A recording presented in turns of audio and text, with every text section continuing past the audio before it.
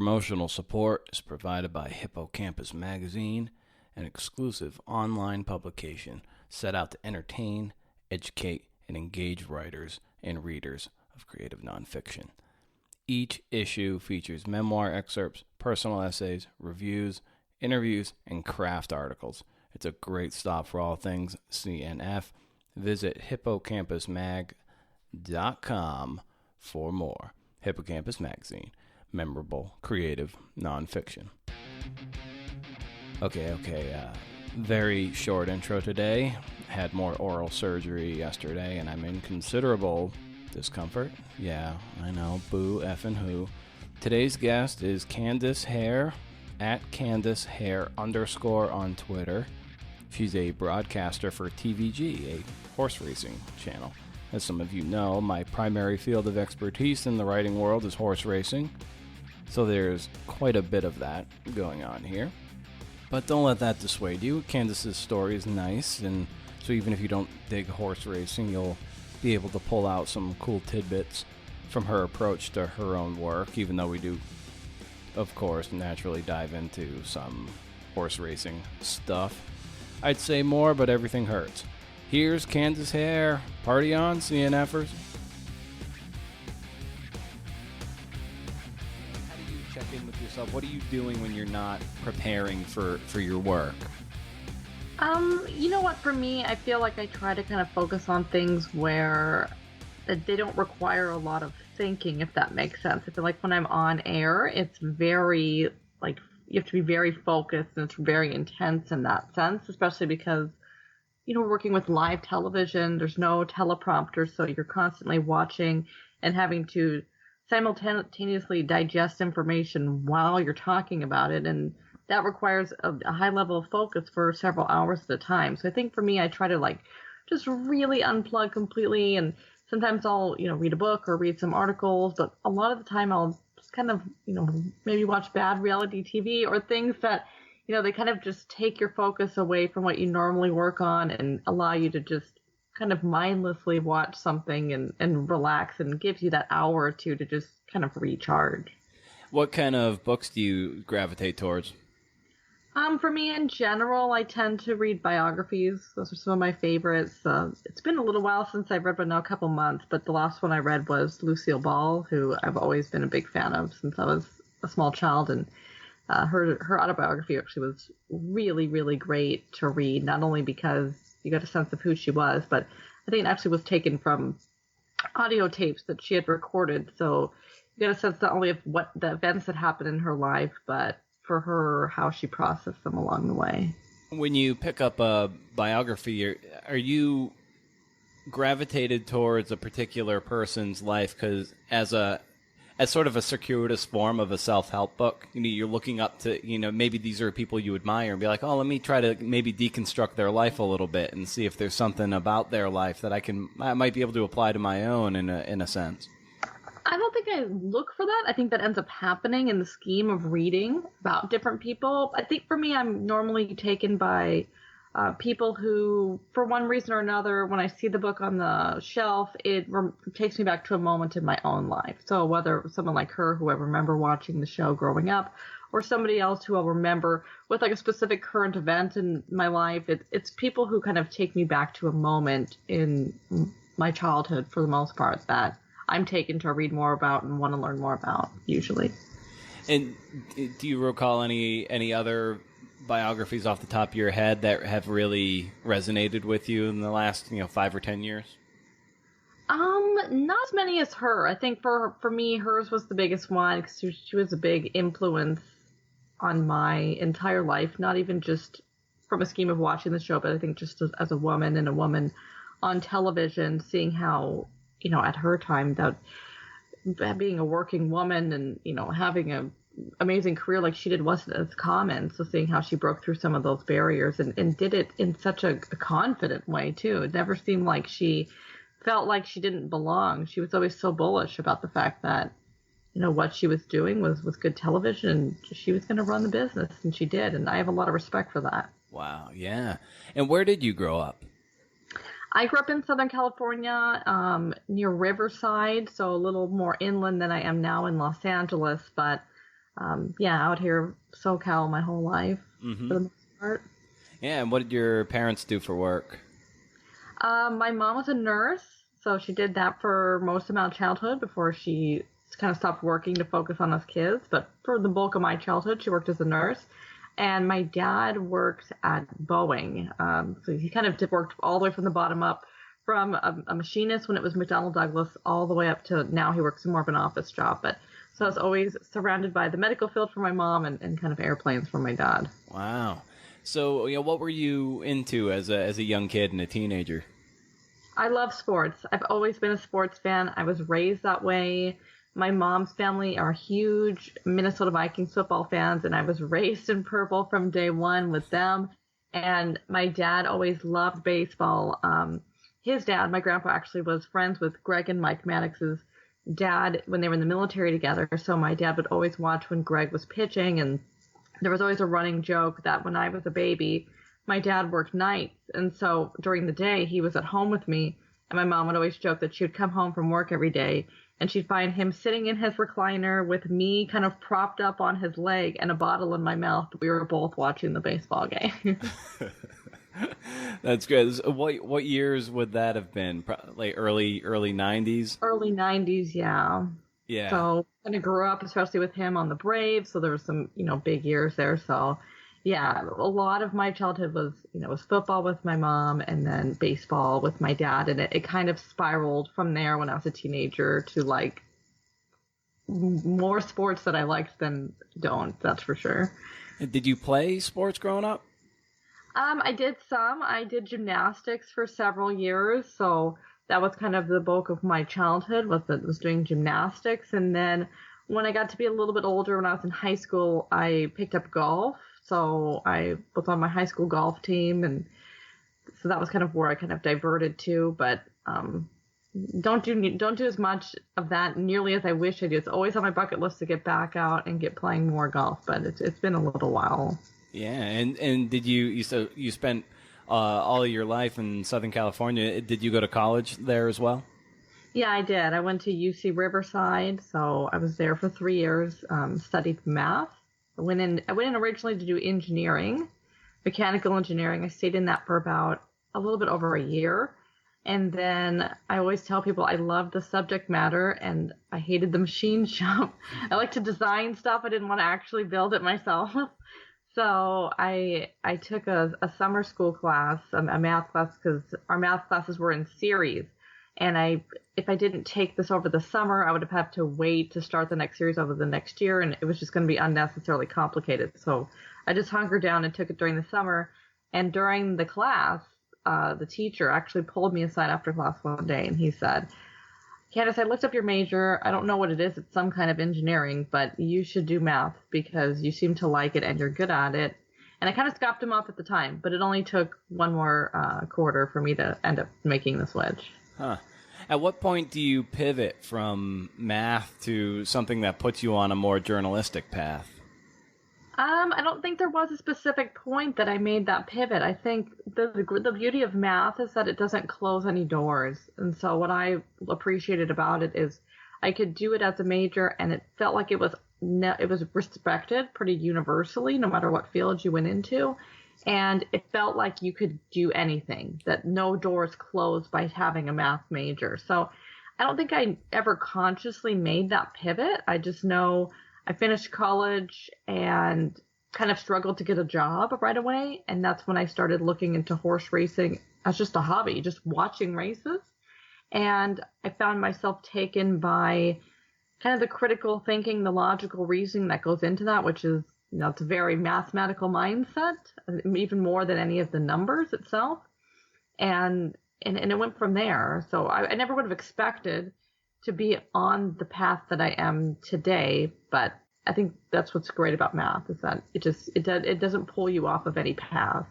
That's funny because I would think just the opposite. I feel like in my own head, I feel like it would kind of paint you into a corner, but it was just the opposite for you. Like it didn't, like you said, it didn't close any doors.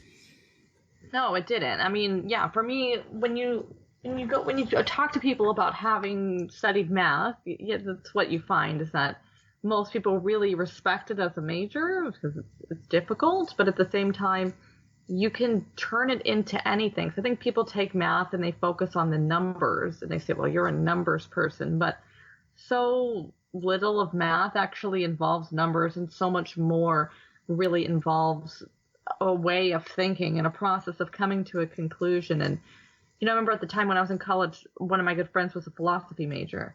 And he used to say that math is a philosophy of numbers. And it really is true in that sense. It's much more a way of thinking than actually doing addition and subtraction per se. Was there any part of you that was attempted to pursue some, like, to put those numbers to use in terms of, like, looking out into, like, the cosmos and that kind of physics and cosmology? Would it be cosmology? Is that it? And not really that sort of a thing. I don't think I was ever taken by that. When I originally started at UCR in engineering, the thought process for me was I wanted to kind of pivot my way into automobile racing. I loved NASCAR at the time. I loved Formula One, World Rally Cars, you name it. I watched all of it and loved it. So that was kind of my original mindset. It still was always well within a sports realm. But yeah, I was never, more of an abstract physics thinker like that. It was, for me, that's been the one constant, no matter what has changed. As far as the exact path I've taken, I think it's always been centered around sports. And at what point do you start becoming hooked on horses and horse racing? So after college, I started watching races just as a hobby. I had moved to Florida. I had a lot of time on my hands and I started watching Gulfstream Park just as a hobby. I'd been to the races for the first time just a few months before out here in California to see Zenyatta and what was her final race in California, which I just thought as a sports moment I wanted to see. It wasn't even really horse racing centric. But then after I graduated and had time on my hands and lived in Florida, I started just watching and trying to kind of see some of these horses and see if I saw any big performances. And at that time, started getting more in with Orb, who ended up winning the Kentucky Derby, and he took that Florida path to get there. Mm-hmm. And so that really hooked me in. It's ironic because I was never really, from a betting perspective, I never loved Orb. I now don't think I ever bet on him once, but to watch a horse go through that series per se in Florida and then end up winning the Kentucky Derby made me feel like, oh, well, I've watched this horse from day one and I got to see this entire path that was taken. And I think through that journey watching him, I became hooked. Yeah. He never he never won again after the Derby. He just didn't really have that. It's like the Derby kind of like. Well, in my conversations with Bob Baffert, he says, horses that come out of the Derby, they're never the same again, for better or worse. And as some, it's worse. I'll Mind That Bird, which is kind of fluky, but like Orb, they're never quite the same. They sometimes lose their turn of foot, and at least they can say they won the most prestigious race in the world, in a sense. Right, and in his Derby, of course, was over a really, really wet track, and I think that Derby even kind of hooked me. It was a really intriguing one from so many angles. You had several speed horses in there. You had horses like Palace Malice putting blinkers on for the first time. You had a super wet track. So for that to be the first Derby that I really intensely looked at from several months out, it was a really intriguing one, which I think just because of the way I think, I'm a problem solver by nature. It hooked me in that sense. Are you the type of person who can handicap, look at past performances, and analyze these races without actually betting and get joy out of that? Of course, absolutely. I think you have to have that mindset to have the job that I have, because obviously, while we put out tickets that I play, you obviously aren't playing every single race that you're talking about. So I definitely get joy from, picking a winner here or there depending on the price. And I think for me in general, it's hard to say because they always say, winning is all that matters. But there's times even that, say I'm watching a race or I'm talking about a race on air that I picked, a 30-1 shot and he finishes second nosed out by the favorite. I still get some joy from that because I feel like, okay, well, I made the right bet. And that's what always is what matters to me the most. And I think it's what helps me to get through the inevitable dry spells is just knowing, okay, maybe the luck isn't going my way right now, but I'm making the right bets. And I think if you're going to be in this game, that's the most important notion you have to have, is you have to have some kind of a internal philosophy that helps to get you through those dry spells, because it's so easy to either get down on yourself and get frustrated and end up leaving, or to end up doubling down and spending more money and getting yourself in a worse position than you're in. So yeah, I definitely get joy out of races, whether I'm betting on them or not. Yeah. Sometimes it's even more, honestly, sometimes the horses that I get the most joy out of invariably are connected to bets, but not from the point that I get joy, because I definitely get the most joy from horses who are long range, right? That horse who, in the maiden race, you said that horse is going to be good, and then they end up even maybe just making the Derby. I mean, I felt like that a little bit with Tapret last year. He was a horse when he broke his maiden over at Gulfstream Park West. And I said, this horse is going to be nice. I really like him. And then, he ended up winning the Belmont, but he was in the Derby, he ran well. So horses like that, like long range takes, I guess, like that, are what I get the most joy out of. Yeah, I've always maintained that horse racing, whether you bet or not, it kind of it rewards the person who follows a horse's life. So like, what's kind of nice, it takes a few years. It probably takes a good solid 5 years. 2004 was probably my first year of really following horse racing. So then, of course, in my head, every year is like 2004. Okay, well, that's Smarty Jones. It's just the year of the Derby winner is kind of how I clock my calendar. And, but then you start to see the Smarty Jones babies, and then, you start seeing the sires you once saw run. And then it's kind of, you remember how they ran, and then you start making these connections. And so it really does reward the person who can stick with it a while, because it's kind of rewarding to see those babies you saw, whose sire you saw run, right? Most definitely. So you have a little bit more of an intimate view of those horses, and I think it rewards the people who can stick around for a long time too, because you just see more scenarios, and you realize more scenarios are plausible than you ever realized before. For me, if I'm looking at a horse race, I always tell people it's like a series of matchups all in one. If I'm looking at another sport, you're looking at, what's this matchup between Roger Federer and Rafael Nadal? Well, horse racing is no different. It's just we have 14 horses in here, so infinitely more matchups than you do just between two different individuals. And so when I've watched more racing over the years and watched racing in other countries over the years, you start to realize that there's so many more scenarios, whether it's pace-wise, whether it's intent-wise from connections, whether it's different equipment adjustments and how the horse may react. You start to realize there's way more scenarios in every given race that are plausible than when you first started. You're looking at, well, they're going to go fast or they're going to go slow, right? Yeah. I was just talking to Neil Howard, a week or two ago, because it was about '08, so 11-year anniversary of when Grasshopper won the allowance optional claiming race that would eventually become the Curlin. And then he won it again the next year with Mambo in Seattle. So like Howard nearly won the Travers off this sort of unbeknown prep race on the Friday before Jim Dandy Day. And so I just wanted to talk to him about that. And he had this really great sort of global view of getting a horse to that point. And like, yeah, it was tough to lose to Street Sense by a neck and then Colonel John by a lip. 07, 08, but he's just like, just to get all the things that can go wrong along the way. And when you have a good horse and you get him to the track and he's got to break well and then he's got to run his race and all those matchups you're talking about with a 14 horse field, like anything can happen.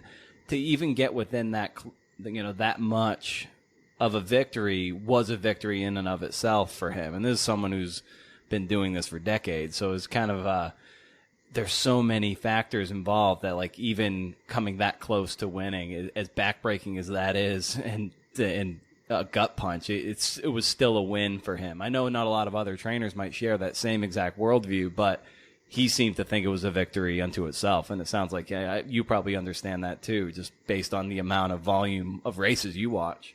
Oh, I definitely understand it, 100%. And I think in America, in our major races too, especially over the classic distance where you tend to get the larger fields, I think there's almost even more things that can go wrong than in other jurisdictions. I mean, that's not universally true, but say you compare our big G1s with 12 horse, even if it's just 12 horses in them, compared to the typical G1 you see in Great Britain and Ireland. There's a reason their races are more formful. Sometimes it's smaller fields for those group races, but a lot of times they're going at a slower tempo to where everybody kind of quickens at the end of the race, and even if you find yourself in trouble, you're able to kind of oftentimes maneuver your way out of that. Versus in American racing, I always think what's really unheralded is the fact that, one, because we run on the dirt, it's a completely different dynamic. And momentum is everything. And there's so many, you think from the start of a race to the end, there's so many positions where you can lose momentum. And the thing about momentum is that when you lose it, it's really difficult to get it back. And even if you do, you're not going to get it back to the point where you're going as fast as your competition. That's completely different from a dynamic where you see racing on the grass and you see horses get sawed off all the time and they're able to re-rally and finish. You don't lose that same significant ground as you do in dirt races. So I definitely understand his sentiment, because sometimes you watch these races and it feels like there's a million things that can go wrong in just a handful of minutes. So you're in Florida, you're starting to follow the races down there. Where are you, put us, so that's 2012. So when are you starting to flirt with the idea of putting yourself, you're starting to cover the sport that you're starting to get hooked on? And then how does that get you in front of the camera? Well, so what happened is I was working down there just watching races as a hobby. And I started, it's kind of right around the time that I got on Twitter.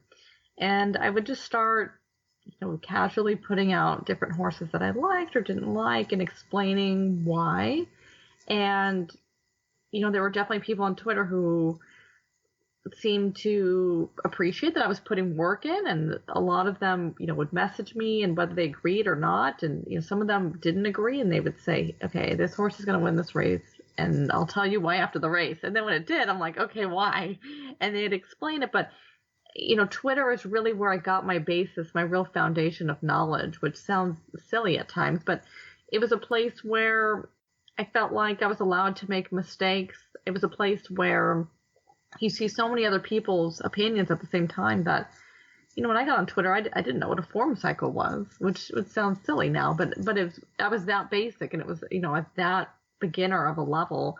And so I worked my way through there, starting to get more knowledge. And I realized the way to kind of, I think for me to just really immerse myself in it was to just start looking at a full card every day. And it's when I started my blog, and I started just looking at the full card for Churchill Downs every single day in their fall meet. And that seemed to catch the attention of Bruno DiGiulio, who he's a clocker. He's one of the best clockers in the entire country, and he works in South Florida. And he asked me to come down to Palm Meadows and spent the week down there just watching horses working every day, which I had never seen before in my life. And from there on out, I started to kind of work him, assisting him in some of his work in the sales and some of his workout reports, to kind of the data behind the scenes to help him to facilitate that better. And so it was able to give me kind of that side into the game, the workout side and the sales side, while at the same time I was still kind of building up my own knowledge base, looking at cards every single day. So it just kind of went head on into it. It felt like it was one of those things where it was just a hobby for me. I never looked at it as a career, but in those beginning stages, I was so fascinated by how many facets there were to the game that you could learn that I kind of went in head first. And what were you doing for work at the time of you diving whole hog into this hobby of looking at cards and even helping the clocker? But what were you doing there to subsidize this? Well, at the time, I wasn't working. I had recently gotten married. My husband worked in the military. Mm-hmm. He was in the Air Force, so he was the one kind of working at the time. I was at home. part of this time I had just had my daughter now, so I was kind of doing the stay-at-home mom thing, and I think anybody who knows, everybody who's had a baby, I think we hear a lot about how they sleep. They don't sleep very often, but I think more than that, it's that they sleep at all different times of the day. So there would just be random times where I'd have free time, and that's when I was able to really devote it to racing. Mm-hmm. And I like this almost the industrious nature that you saw something you really liked and then you really leaned into it. So like, where do you think that comes from, that you were able to just see this thing that you really liked and then you sort of obsessively dove in? I think I'm somebody who, when it comes to sports in general, because they've always been a fascination of mine, that I've been able to dive myself in and it not really feel like work. And I think that's what it felt like with racing. It felt like, I'm just like researching like I would with any other sport. But, I think the wake up call maybe for me with racing was when in the midst of all of this, when I was learning so much bulk information at one time, I started to realize the thing that was missing in America is there was nobody out here who really spoke about international racing. And so you'd get horses who would come here from overseas, and people felt like it was anybody's guess to whether the horse is going to run well or not. And so when I saw that, I kind of started to give my opinion on some of those horses. And, a couple times you're right, and people start asking me, and that's when I really realized, like, this is the way that I need to go. If I want to, find my place in racing, you have to, it's like any other field in any working force. You have to find your niche. And I saw that opening was there and for the taking. And is that kind of the first domino that led you to TVG? Yeah, I think for me, that was the first time that I saw this as a potential career for me, is when you start to see that there's some level of demand and that I'm somehow able to fill that, luckily. And so for me, that's when I first saw horse racing as a potential avenue for a career. And so that started to really become my focus, was watching races from all over the world and starting to really get a grasp for which horses are best suited for American racing. Because I think people look and they say, well, this horse is a Group 1 winner, but they might not be suited to American racing. So not every horse is going to have success here, no matter how much success they've had elsewhere. What do you think is the greatest misunderstanding of the foreign shippers when they come to the States?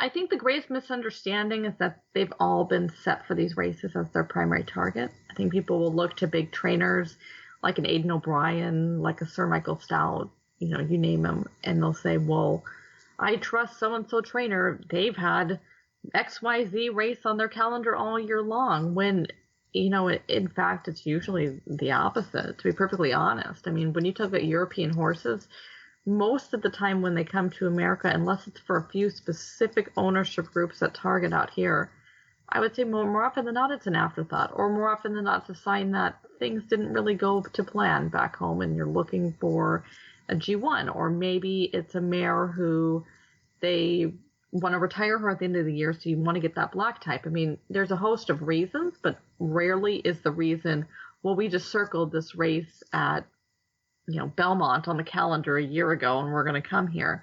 That's not the case for other jurisdictions, I don't think, that require more time and more, whether it's quarantine regulations or whatnot to get here.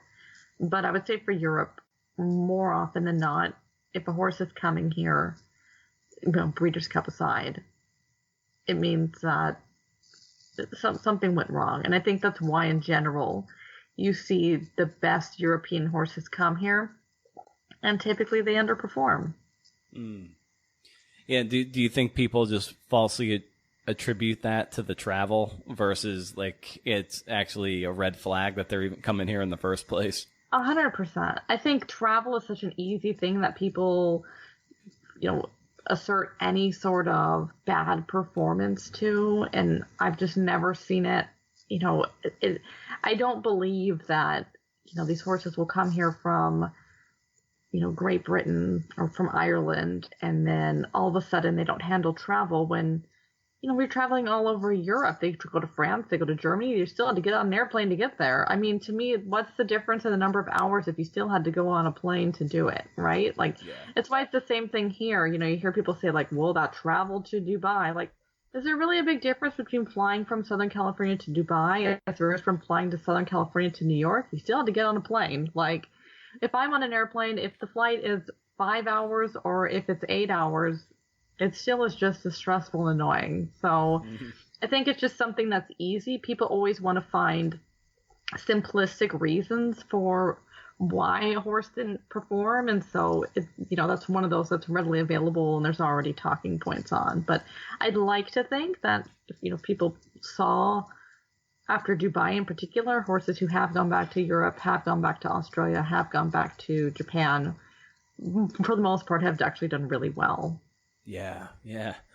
What do you make, and what are your impressions of the situation kind of a Justify? You use a horse, of course, people who might not know or unfamiliar use an unraced, even if I say this, some people aren't going to know or care what I mean, but he only raced 6 times this year, didn't race as a baby, comes this year and wins the Triple Crown, and it seemed to me that it was kind of one of the more underwhelming. Maybe this is because American Pharoah just did it 3 years ago, but I wanted to get your take on Justify and his inevitable retirement, really, after he won the Belmont. I think for me, Justify was very similar to me in a sense of Arrogate. And I get that Justify didn't run as often as Arrogate did, but similar in that both of them had a very short period of time where they were extremely successful and dominant over their opposition. And that's just kind of how I look at both of them. I don't think I look at horses and feel this burning desire to like rank them in a top 10 of who was the best ever. Yeah. That's just something that doesn't really hold meaning with me, but I appreciate what we saw from Justify, and I don't know if there'll ever be a Triple Crown, whether a Triple Crown even happens again in my lifetime. I don't know if there'll ever be one where before the Derby it felt so inevitable, which in a sense is a sign to how good he was in and of itself. Yeah, and I've kind of over the years of because every single year it's kind of the same thing from a lot of the fans. They want the sport, they want these stars, they want to see the big 3-year-olds keep running, ideally through the whole year, and then even better if they run as 4-year-olds. I've kind of taken the stance that it's almost more of a Zen thing, like just. If they're in the starting gate for one of these big grade ones, just kind of appreciate it for that moment and that moment alone. And then really just, and kind of swim in that, watch the replays, and then don't be so bummed because everyone's always going to be disappointed. And I think horse racing fans are always looking for ways to be disappointed.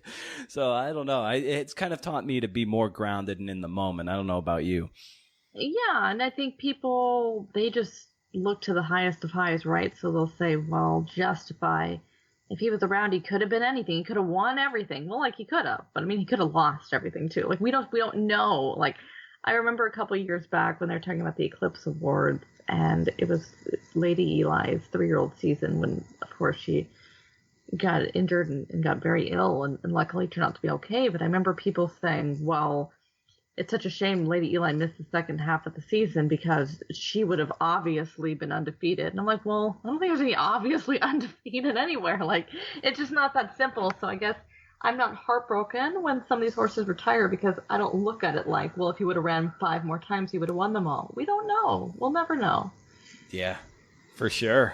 And I also felt like with him, it was the fact that he seemed to have more onyership interest than like an NFL stadium. Like it just seemed like there were way too many not even just people. It was like too many groups invested in him for him to even consider running after the Belmont. That gets a little icky for me. But I totally see why they would have retired him anyway. It just seemed like there were too many interests involved there. I don't know how Baffert managed to mitigate and handle that. That's a tribute to his skill as a people person, I guess, a manager of people and egos. I think it's a sign of the changing times, really. I mean, we look at, 40, 50 years ago when a horse was owned by one guy, and people would say, well, so-and-so was kept in training. Well, yeah, I mean, it's easy for me, if I'm the only owner of a horse, to be like, nope, just keep running them. But like, as you say, when you have so many individual interests involved, and I think that's how the racing is going to be. It's really become an international game from an ownership standpoint, and you see it there with a horse like Justify, with Windstar, with China Horse Club, two major international racing entities. That's what we're going to start seeing more and more of. And so, as you say, it's going to, be on some of these trainers, I suppose, to try to keep everybody happy, which is already not difficult to do. Yeah, probably the best trainers now are probably the ones with the best assistant trainers. Whether it's Asmussen when Scott Blasi, and then whoever Pletcher has under his umbrella. Same with Chad Brown these days, and Baffer with Jimmy Barnes. So it's like they actually have like the most talented horsemen who are getting the hands on the horse. So then the CEOs of the barns can go out and court these people and keep them happy. Horse racing is a team sport, and I don't think people realize that as much as it really is true. It's an entire team effort, whether it's the horse themselves, the jockeys, the trainers, as you say, their assistants, the grooms, everybody. It takes a success from every pillar of that team from top to bottom for you to get the kind of success on the track as you had from Justify. You're reading this Lucille Ball biography. You're admiring her for being a woman in television when that wasn't. It's always been hard, but it's especially hard then. And then, of course, horse racing, I think, is famously or infamously a very male-dominated industry and sport. And here you are doing what you do. What challenges have you faced as a woman being on air in a sport that is so male-dominated? I think there's the only challenge is that you just have to understand that you're always going to be looked at for how you look appearances-wise, maybe more than you care to, at least more than I would care to acknowledge on a daily basis. It matters more than I think it does even for the men. Not to say it doesn't matter for them. They obviously have to wear suits and look nice and presentable on television too, but I would say for me that's the only one, really. It's just how important physical looks play a role. But for me, I think I've been able to eschew a lot of challenges because, well, when I came on television and when I started to make my name in racing, I already kind of had this community on Twitter who were very kind, very supportive of me. So that helped. And I don't know, I think on some level, the way when I first came into the game, I have such an analytical take on things. It's just the way that I think when I'm talking on Twitter about a race, or if I was talking in my blog about a race, I'm very train of thought. I'm just kind of literally typing out what I'm thinking as I'm handicapping the race. And that seemed to have some appeal to men who thought that, in their head, all women in racing did was stand out and say which horse looked the best. And so even though we know that's not the case, there are people who had that stereotype in their mind. So, if anything, it felt like those people found me to be a little bit refreshing in that sense that was very different from what I would do. And it's a skill that I couldn't do. I would never do it because I don't have the knowledge base to stand out there and talk about horse conformation.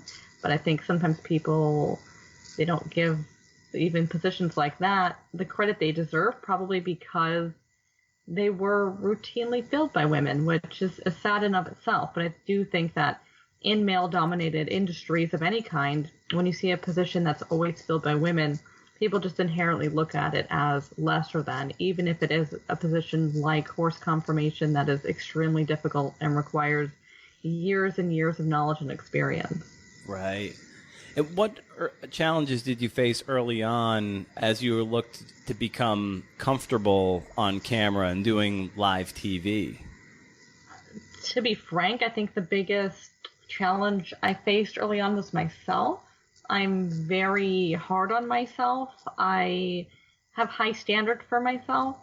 And I knew, especially in the beginning, they, put me on doing a lot of international racing segments, things that they knew I'd be comfortable with because they knew I didn't have any experience on camera.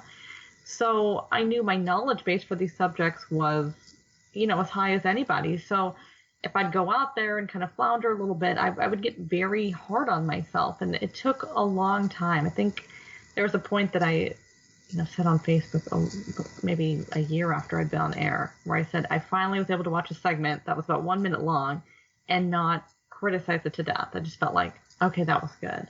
But, for me, I have just had such high standards for myself that I'm the biggest challenge that stands in my own way sometimes on air.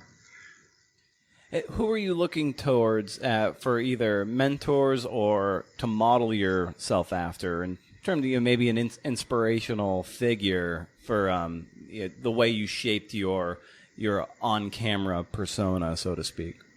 I think I'm lucky that the people that I look up to most, because I don't have this huge, lifetime worth of racing experience, the people I look up to most are the people that I get to see or get to work with on a daily basis. I mean, I've always said for me on air that I, model myself after three women, after Kate and Bradar, who is phenomenal and the consummate professional and comes off as very personable on air. Dawn Lupel up at Woodbine, same thing, incredibly smart woman. She does everything and anything and everything, and she knows that product better than anybody else, maybe in all of North America. And then Gabby Gaudette, who's a little bit more of a contemporary. Obviously, we're a lot closer in age, but I think the key with the three of them that links them together for me is they come off as very natural on air, right? When they speak, it doesn't sound scripted. It doesn't sound like, they are trying to be anything other than exactly the people that they are, talking about the races that they love and talking about the horses that they know. And so that's what I try to do, is to just be myself and talk about what I do know and be okay with kind of saying what I don't know and knowing that this is a journey for everyone as well. I mean, I cover a lot of standardbred racing on air. That's more of a new thing for me since I joined doing more domestic racing, and I'll be the first to say that it's not my strength. I'm still very much learning about it, but I'm okay with on air saying that, saying, hey, I'm learning here, but this is the opinion I have on this horse. Or if we bring on an expert, remember there was a time that we brought on Emily Gaskin from Hoosier Park, and I asked her, I said, I see this horse here. It says first time hoppled. What does that mean? And she explained it. And I thought, oh man, that's a huge, I'm always going to be looking at that now. So I try to be open with my audience in that way and let them come in and know that this is a game where we are all always learning. And, I'm learning right along with you with some of this stuff. It speaks to a point that in terms of authenticity, that vulnerability leads to authenticity, which leads to trust in, say, you on air. It's something that I think people really relate to, that that the blow dried version of yourself, to be able to show that there is someone struggling in there trying to make it work, is a great way for a writer to connect with an audience, and especially for someone like you who's on air and it's visual and we hear your voice and see you and see expressions, and then we can connect to that. Is that something you're sort of aware of these days? Yeah, definitely on some level. I just think I know from myself that, we always say, oh, horse racing, you can't fake it. I mean, you can't really fake any sport when you're entrenched in it, doing it live on television, but you can't fake horse racing. And so if you go out there and try to be perfect talking about a race that you know nothing about, it shows. And that's, I think, if anything, where you lose your audience's trust, because they're like, well, he's acting like he knows all this. He doesn't know what he's talking about, or she, or whoever. And so I just try to never be that. I talk very, strongly and firmly about the things I know. And if it's, like I said, for me, the main part, I guess, would be the standardbreds, where I'm really still learning and going through it. And, it's just more of a different process, right? I'll talk about what I know with the race, but then also not be afraid to ask an expert what I don't know, because I'm not at the track every day. I remember hearing before, it was a while ago. Before I worked with TVG, I worked with a company called Horseplayer Now. And they would do interviews with industry experts from an educational standpoint. And I remember one of the interviews they did was about public handicappers. And my job was to kind of get all these interviews converted into a library. So I heard so many of these things. But the one that really stuck me was about public handicappers. And they were asking a big-time gambler, does he listen to public handicappers? Because so many people, if you on Twitter or social media, say, no, I don't. I mute them. I don't want to hear them. And he said, absolutely I do. Because he said, I'm not in New York. So I don't know what's going on there that Andy Serling knows. Or I'm not in Southern California. I don't know what's going on at Santa Anita like Michelle Yu does, whoever at whatever track. So he's like, absolutely I listen. It doesn't always dictate what I say, but I listen. And he said, you'll start to, see more and more of the quirks for even some of the public handicappers, and you can handicap the handicappers, and that helps you as well. And I've found that to be really key for me being on air, is that I try to grain the information I can when we have guests on, whether it's, Paula Espinosa at Charlestown, we'll have Emily Gaskett from Hoosier, Paula at Canterbury, whoever it might be. I'll try to gain the local knowledge for our viewers, what's the weather like? If somebody hasn't played this track before, is there anything quirky about it they should know? Things like that. And then I try to kind of handicap the handicapper. I remember in the example I heard in the podcast, it was about Andy Serling, who anybody who follows horse racing knows. And he said, Serling always tries to find long shots. So if he picks a favorite, he's going to win. Stuff like that. And those things matter to me too, in that sense. It's trying to kind of, I look at myself as we have all of these simulcast feeds, we have all of these handicappers at each local track who know their products so well, and I'm trying to harness all of their information and then add my twist to it to hopefully get us some winners, right? And how have you coached yourself to do this thing you mentioned at the beginning of our conversation, how you're able to digest what's happening live and then see it, digest it, and then speak eloquently about it? How long did that's what a skill. Like how did you hone that skill over time? Well, I think it's one of the areas where I got lucky in that before I ever worked at TVG. As I mentioned, I work for Horseplayer Now, and I did a lot of radio, full card radio for Woodbine, Remington Park, and a little bit of Keeneland. And that went a long way in just getting comfortable with talking and not even always thinking about what you're saying. You're just kind of saying it if you're trying to kind of think through something or find something really quick to make a point. So I was able to harness that skill in doing that and doing radio. And I know a few other people who I've been on air with who I've said that to since. Kurt Hoover, one of them, and he said, radio is the best way to get prepared to be on television because it gets you comfortable with the talking aspect. But I think for me also, I'm just a multitasker by nature. I always have been. If I'm at home working, I usually have like a TV show on at the same time, or I'm always doing like 3 or 4 things at once. So I just think my mind kind of lends itself to multitasking, which I know is not for everybody. But for me, I don't think the transition of having to watch something, think it through, say something back while someone's talking to me in my ear and giving me directions was never a particularly difficult one, just because I'm just naturally kind of able to multitask in that sense. And how do you deal with nerves of being on air if it's going to be a particularly heavily viewed day? Bigger sports days, bigger racing days are going to naturally garner more audience. How have you worked yourself through that, or if you deal with it at all?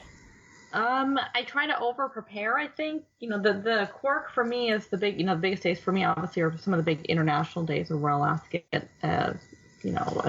Cox Plate, any maybe big record breaking day for Winx. So those are the days that are the most important to me personally, and I know we'll always have enhanced viewership on international racing. So I think for one end, I try to over prepare. Something like Royal Ascot, we're always planning out segments or getting graphics made weeks in advance, right? So it just makes me feel a little bit more comfortable in that sense, that just kind of like behind the scenes, getting everything prepared for the show itself. The nerves in the moment, I mean, I think I'm better at knowing when I'm going to be nervous, so I'll try to kind of drive into work. I have a couple songs I'll listen to that chill me out a little bit. And then... What are those songs? Oh, my goodness. A lot of classical music. I grew up watching a lot of figure skating, so a lot of classical music will be taking place in the car when I'm driving into work. If I know it's a day that I'm going to be really nervous, the Moldau is probably my go-to. It has kind of a good kind of soft points and then really hard-hitting points. So, yeah, I probably listen to the Moldau the most when it's big days. But for me, I think when I get nervous in the moment, if they're counting down 10, 9, 8, once it hits 1, you just have to go. So there's no time to be nervous then.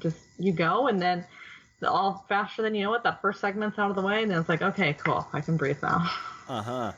Do you, I think the tendency is for people who, you don't do this now, but early on, did you ever have moments where you were talking too fast, but your brain was telling you were talking just fine? Like, do you have to ever tell yourself just kind of slow down?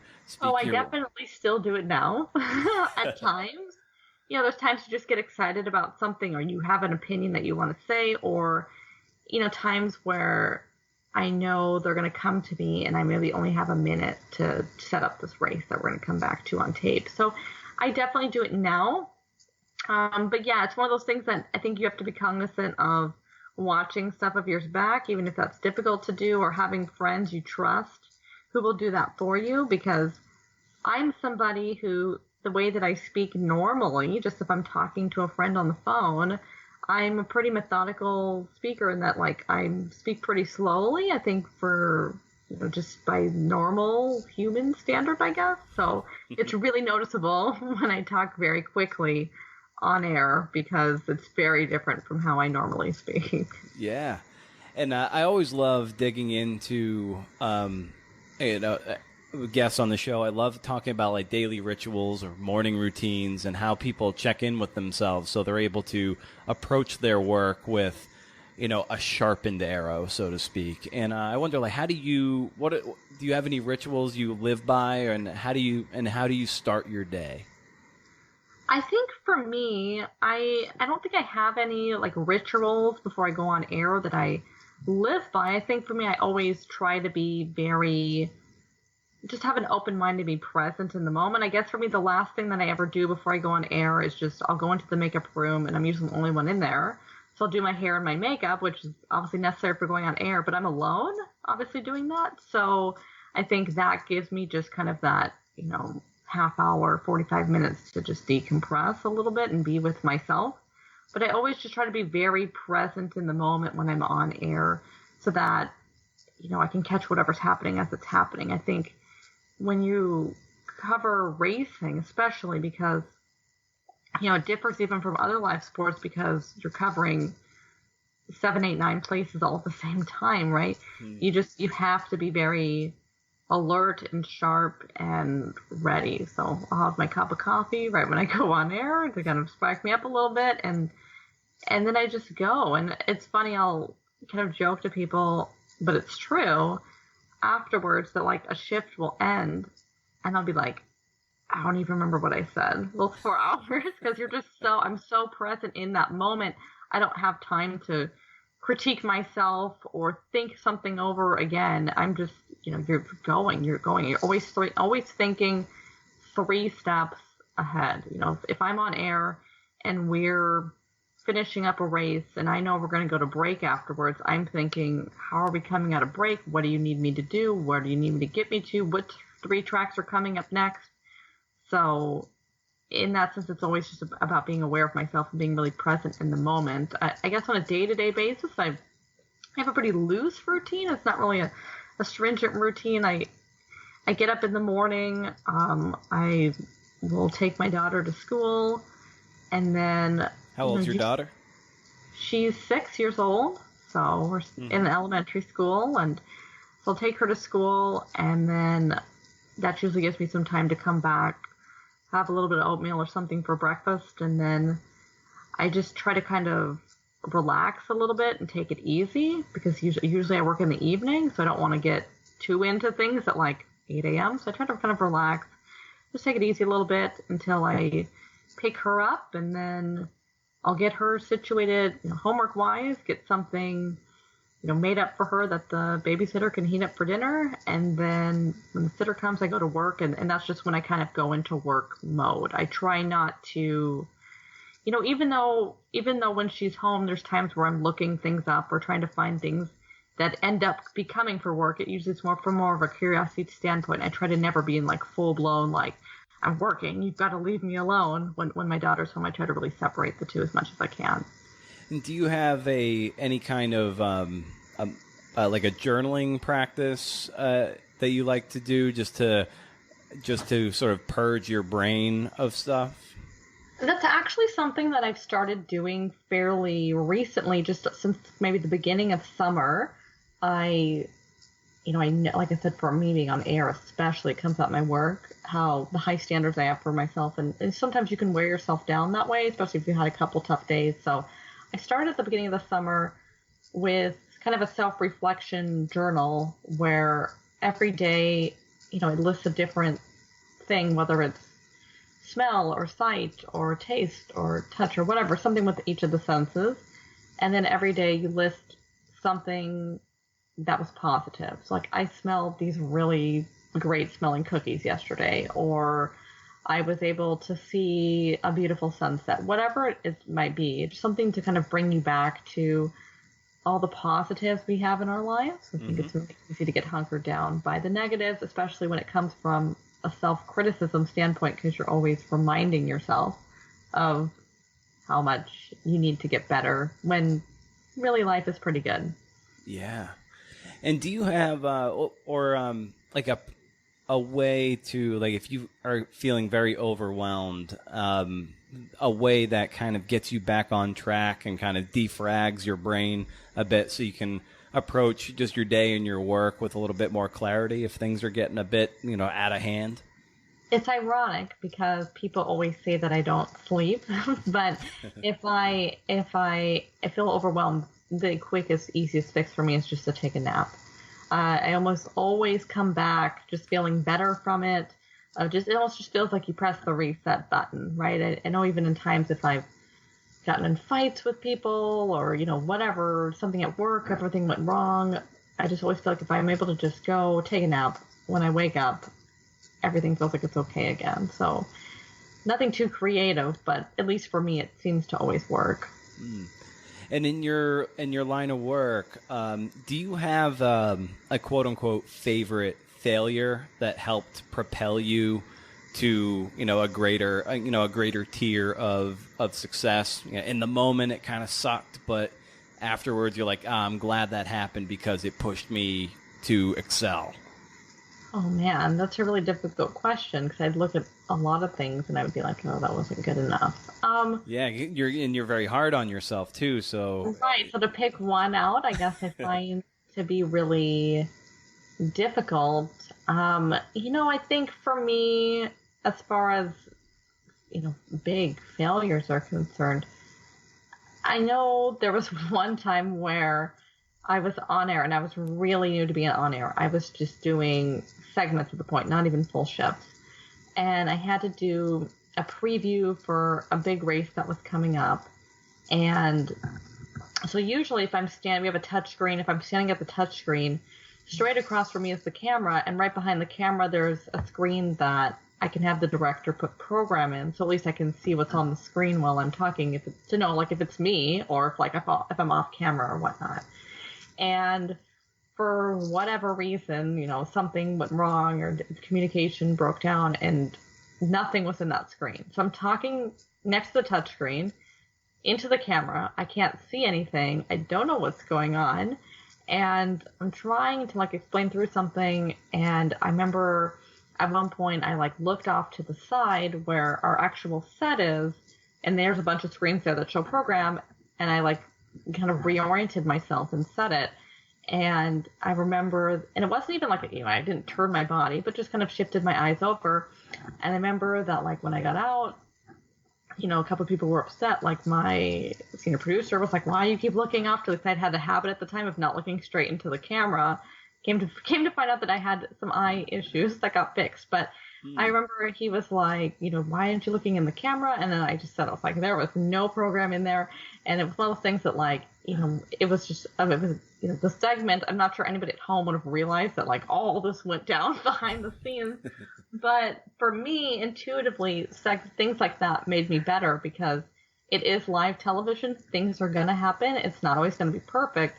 So I know there was definitely a time since, I think it was the start of one of the days at Rural Alaskan, actually, where they got program in the monitor, but it took a couple minutes, and I was able to do it and not, like, have a panic attack because, like, okay, been there, done that before. So I don't think there's anything where I was, like, particularly humiliated on camera or anything like that, but it was, like, things that are going on that the audience doesn't realize. And I think that is something that maybe people don't, you don't think about when you're watching on TV. It's easy for, I do it as much as anybody. You watch at home and you're like, oh, I'm way better than that person. They keep messing up. And, they don't realize that there's, a bunch of different agendas all going on at the same time trying to pack in one live television show. I remember it might have been the early 2000s or so. ESPN had this thing like Dream Job. Do you remember this at all? I was just talking about this to somebody a couple months ago, because I was saying how I'll never forget watching that and seeing the challenge where the guys were on the desk talking with a teleprompter, and they purposely turn off the teleprompter. Yes. Exactly. It all fall apart.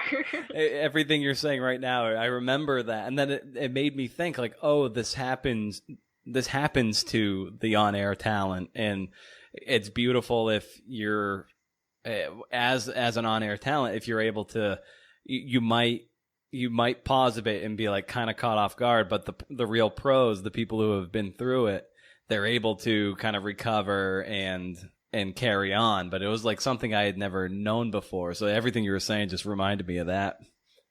Yeah, I mean, I think it's one of those things where I feel blessed to be on live television, that I think it's, as an adjustment, as somebody who'd never done anything on camera, it was like taking me and throwing me into the deep end of the swimming pool.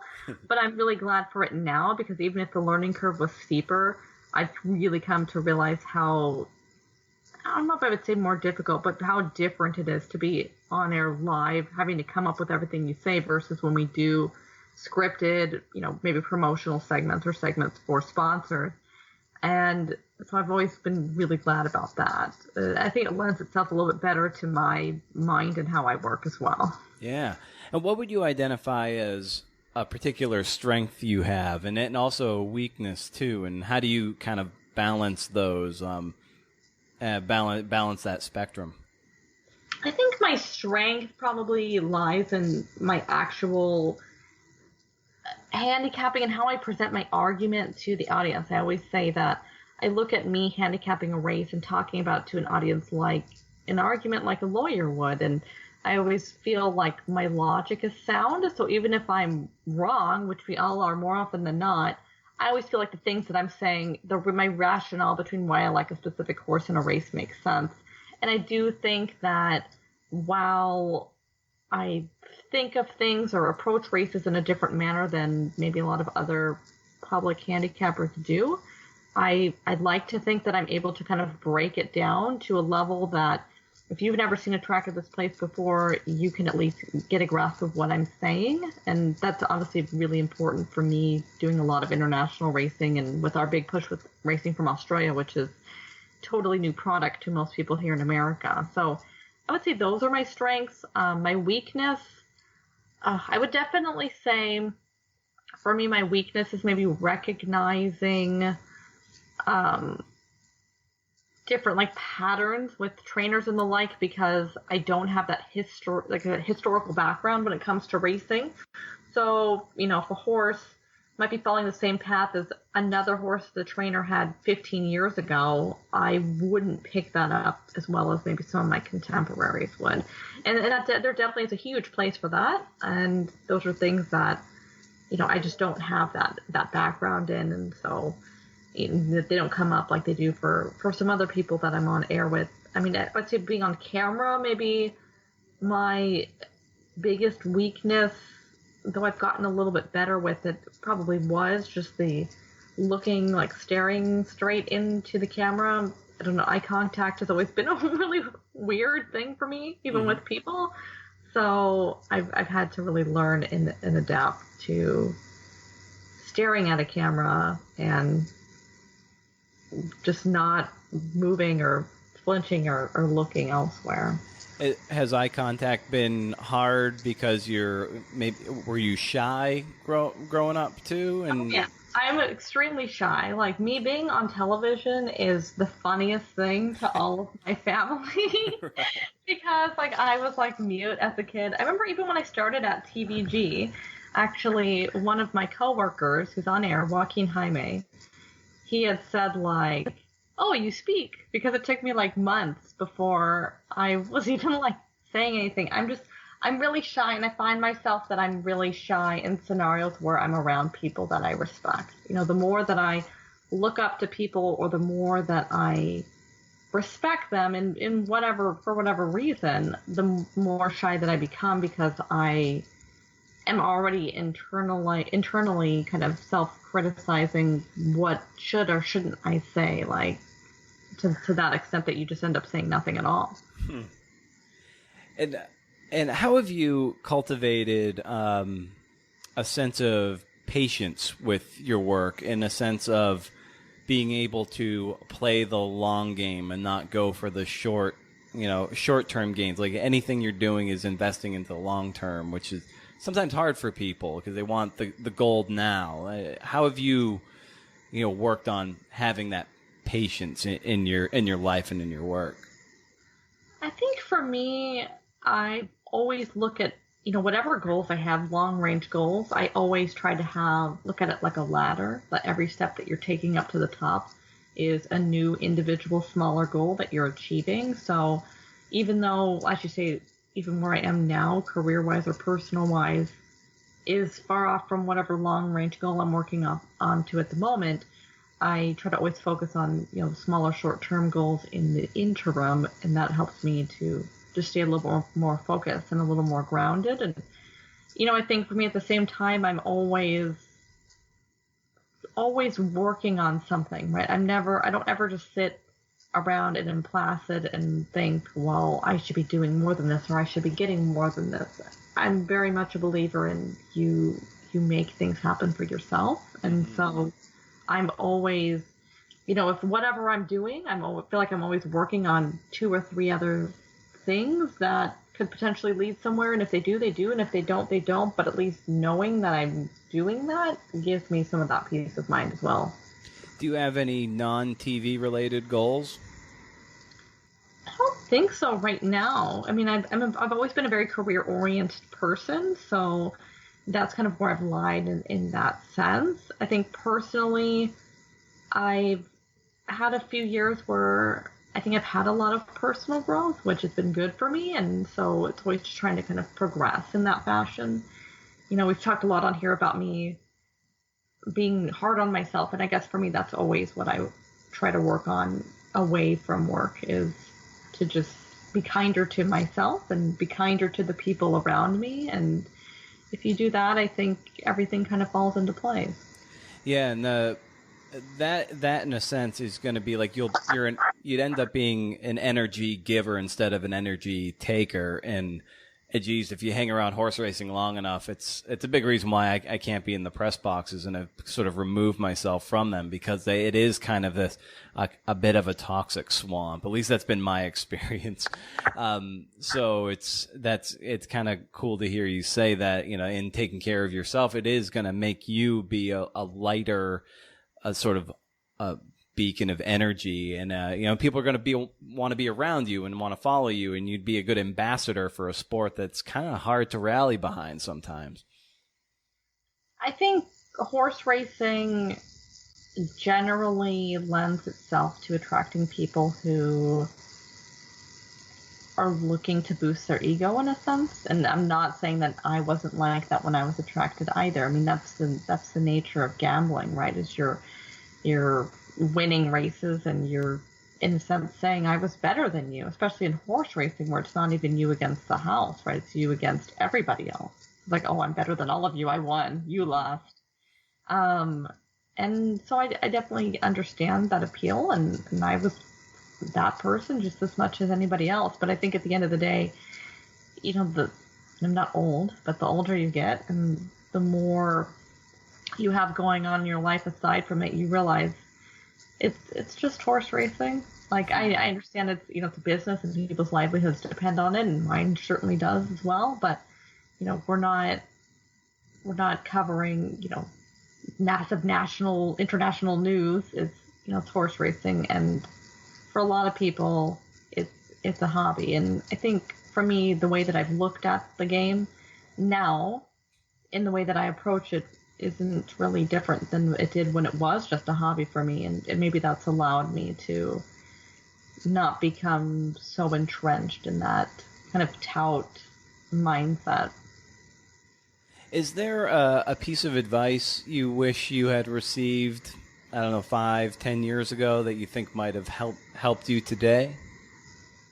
I think I'd wish that somebody told me that everything isn't so serious. I think when I was younger, everything was a big deal in the course of every single day. And that's a very stressful way to live your life.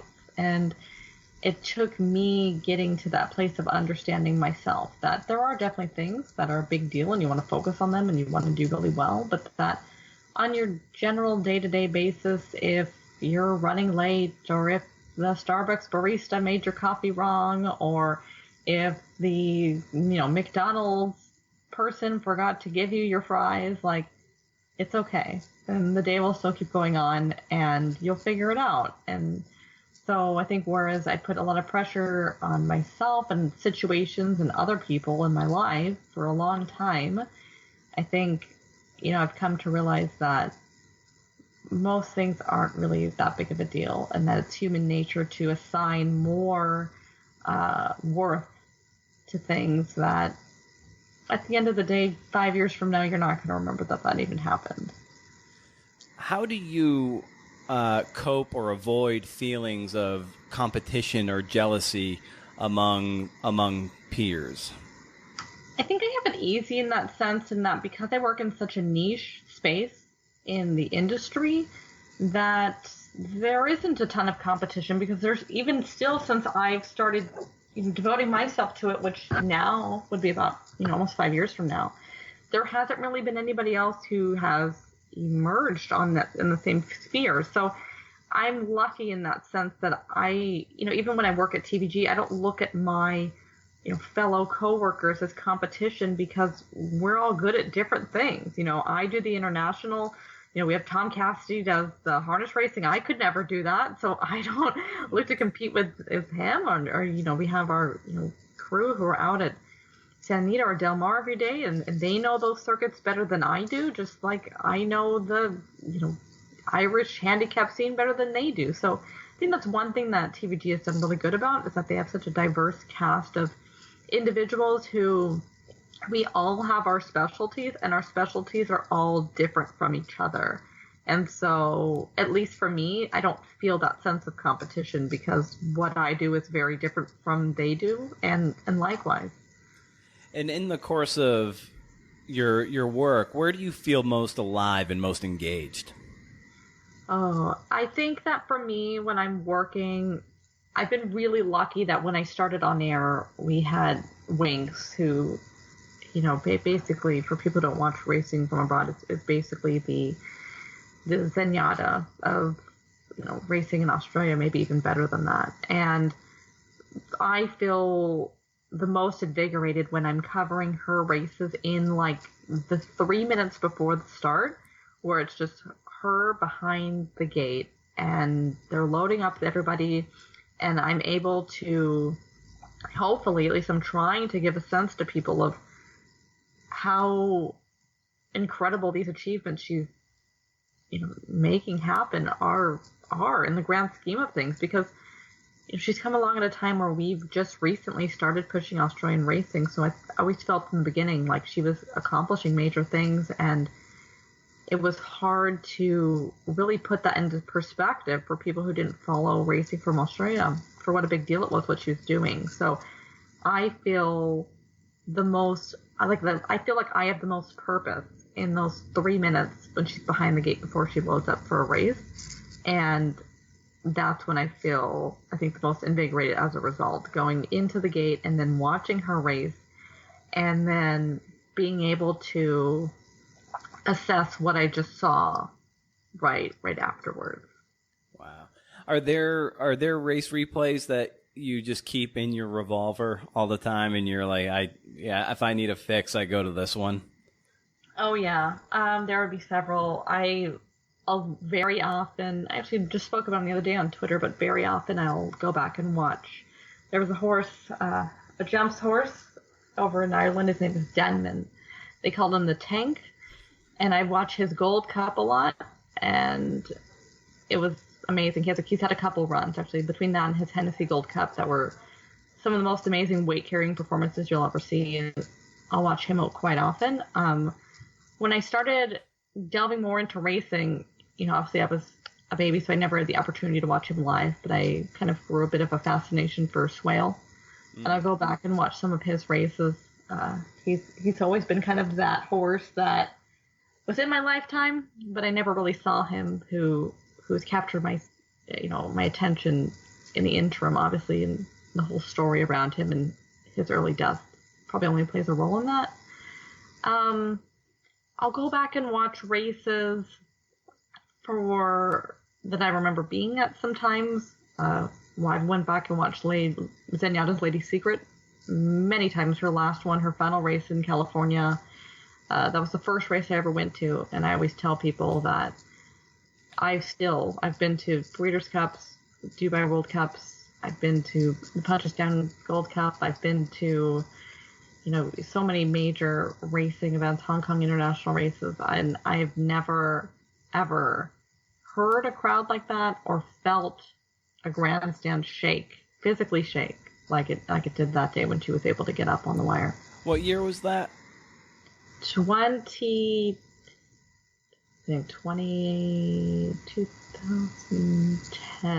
I believe it would be final 20. Year. Yeah. Yeah. It was her last race before she went over to Churchill Downs. And so what still excites you, and where does your optimism lie? I think with racing, what excites me is seeing how much easier it's becoming to watch races from all over the world, because it gives people options. And I think anytime there's options on betting products, that only helps everybody, right? To me, it's the same as, whether there's competition in any sense. We've all seen it where you're driving on the road and you see two gas stations, one on each side, and one is $3.50 a gallon and one is $3.20, and you're like, who would ever go to the $3.50 one? Well, I look at it, racing the same way. The more options that people have, the more that things are going to naturally sort themselves out from a competition perspective, and you're going to have to adjust in order to compete. And so I like that more international races are becoming more easily accessible to people for that reason. I would say optimism. I think optimism for me comes from hearing more international pressure on America to clean up their act with when it comes to race day drugs, but really to just be more transparent about it. And I think really American racing relies on that. It's becoming the norm everywhere else. You look at Hong Kong and Japan, and vet reports are accessible to anybody. I can look up any horse and see, he bled on June 23rd, or he came up sore on June 25th. And some of that's becoming the norm in Asian markets, which are booming from a horse racing perspective. But, even from, whether it's Great Britain or Ireland or Australia, immediately after a race, you have a stewards report, and you have released right on Twitter within minutes. XYZ horse was vetted after the race and they pulled up lame, or they lost a shoe, or this, and you have those, there's no guessing game. Yeah. And so the more that I'm seeing pressure coming from the international racing community on America to follow suit and giving tangible reasons why they should. They've talked about the idea of supergroup ones that would include American racing if they don't do that. They've talked about the idea of maybe not allowing horses to come over here, whatever it might be. The more I hear that pressure, the more that I feel confident that maybe we'll get to a similar kind of place, because sometimes I know sometimes we kind of drag our feet on the issue here in America, and I get it. Nobody ever wants to be told what to do, and I think it's a very American mindset, especially not to want to be told what to do. We all feel it. I get it.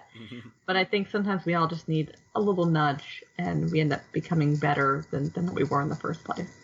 Fantastic. Candice, where can people find you online and get more familiar with you and your work? You can find me online. I'm on Twitter at Candice Hare _. And then I still have my blog that I post to occasionally, and that's cappingwithcandice.com. Awesome. Well, Candice, thank you so much for jumping on the podcast and talking about your career and horse racing and everything. It was a lot of fun to get to know you and talk to you a bit. And I wish you continued success. And we'll keep going back and forth on random pop culture references on Twitter, I'm sure. Absolutely. Thank you so much for having me. You're welcome, Candice. Take care.